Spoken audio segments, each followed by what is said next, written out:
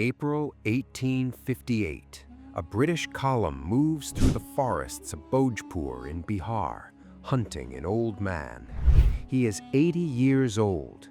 His left wrist has recently been amputated, severed by his own sword after a British bullet hit him while crossing the Ganga. He is dying. He doesn't know it yet, but he has less than 2 weeks left to live. And somewhere ahead of the British column, hidden in the dense forest, the old man is eating dinner. A small, hard, golden brown ball of wheat dough, stuffed with roasted gram flour, ghee, lemon, and spices. Baked the previous night over a fire of dried cow dung cakes called goita, until the outside develops a hard, smoky, golden brown crust. The inside stays soft, dense, and aromatic. The smell when it's hot is rich. The smell when it's cold and a day old is faint, dry, and easy to miss in the forest.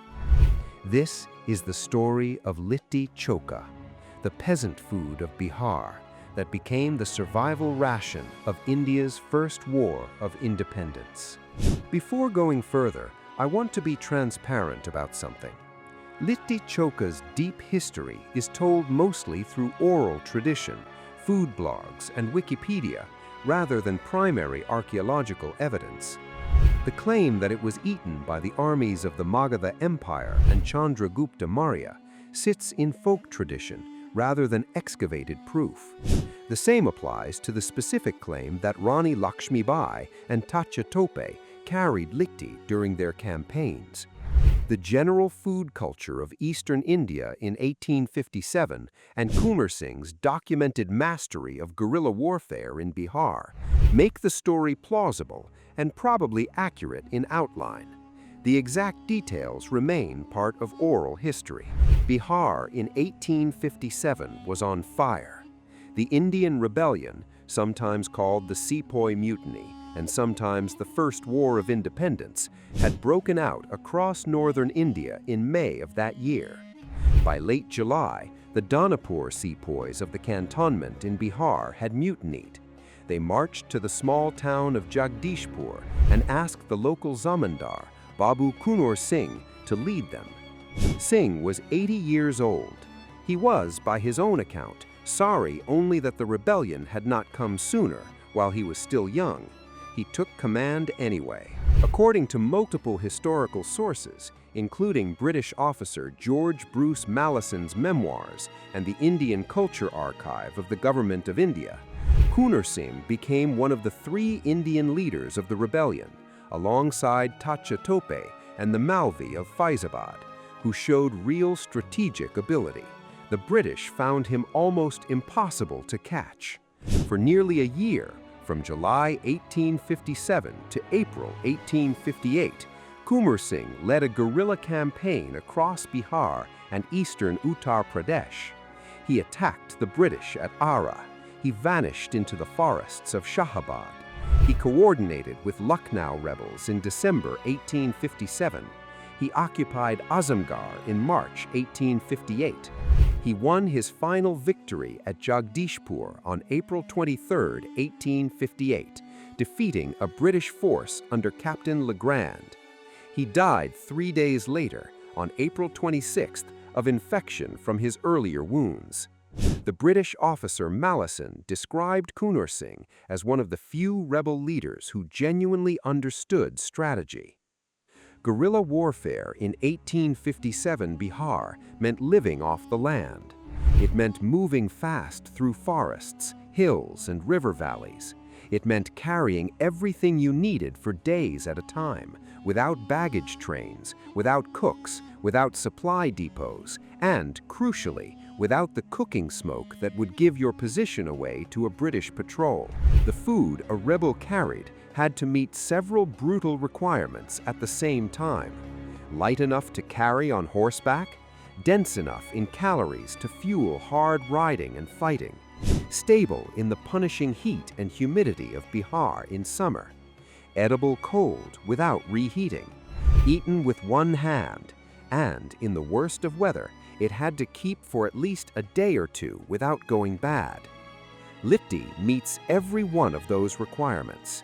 It is a fist-sized ball of whole wheat dough stuffed with a spiced mixture of Sattu, which is flour made from roasted Bengal gram.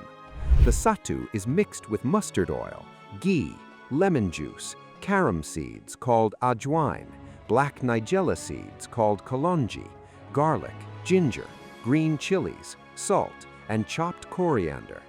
The dough ball is sealed around the filling, then baked slowly over a low fire of dried cow dung cakes called goitha until the outside develops a hard, smoky, golden brown crust.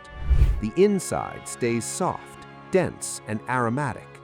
The smell when it's hot is rich. The smell when it's cold and a day old is faint, dry, and easy to miss in the forest.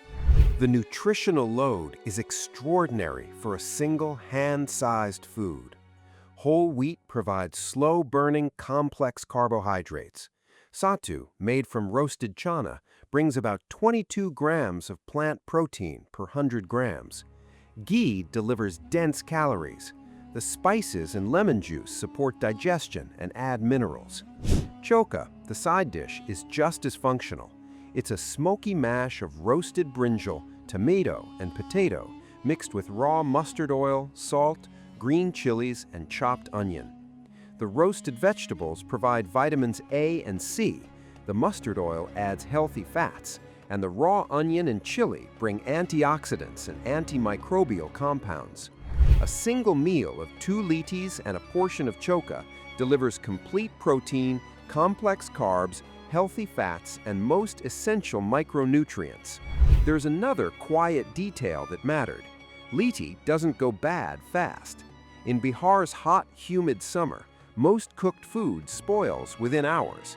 But a properly baked litti, dry on the outside and dense inside, stays safe to eat for around 24 to 48 hours, sometimes longer if kept cool. That single property meant a rebel could prepare a batch at night in a safe village and eat from it for the next 2 days as he moved through enemy territory. No cooking smoke, no fire for British scouts to spot, no giveaway. The deeper history of Litti Chokha is mostly oral tradition. According to multiple food history sources, including Wikipedia and Bihar food blogs, the dish is said to have been a staple of the armies of Magad, the ancient kingdom centered on what is now Bihar. It is associated with the era of Chandragupta Maurya and the Mauryan Empire around 322 BCE. The same property that made it useful in 1857 would have been useful in 300 BCE. Portable, stable, dense, easy to bake without a kitchen, a food that could move with an army through forests and river plains. Some sources even suggest that during the Mughal era, litti found its way into royal kitchens, paired with rich gravies like shorba and paya. These claims are repeated widely, but rest on folk tradition rather than excavation. The 1857 connection comes through more strongly.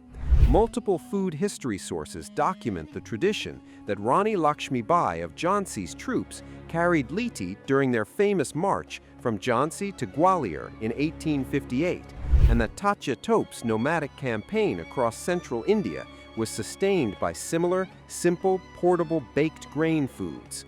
These stories survive in regional oral history and in the family memory of the descendants of 1857 rebels. They are plausible given what we know about the food culture of the region, but they're folk tradition, not letters or diaries. What's certain is what the food meant. Litti Chokha is now Bihar's signature dish, eaten in homes, at street stalls, at festivals like Chhat Puja and Makar Sankranti, and increasingly in restaurants across India and the diaspora. The smoky, golden brown ball of dough sitting next to a small bowl of mashed brinjal is, for millions of Biharis around the world, a direct taste of where they come from. And buried inside that taste, in the smoke of the cow dung fire and the sharp bite of mustard oil, is the memory of an 80-year-old man with one arm, hiding in a forest, eating dinner, while the British Army marched in the wrong direction. So tell me below, If you had to choose one survival food from Indian history to actually carry into a forest tomorrow, would you take Litti Chokha with its smoky crust and dense Sattu filling? Or would you reach for something else from the long list of ancient Indian field foods? Drop your answer in the comments. And if you want more stories about the simple foods that quietly carried freedom movements, subscribe to Alternate Past. The next fire is already lit.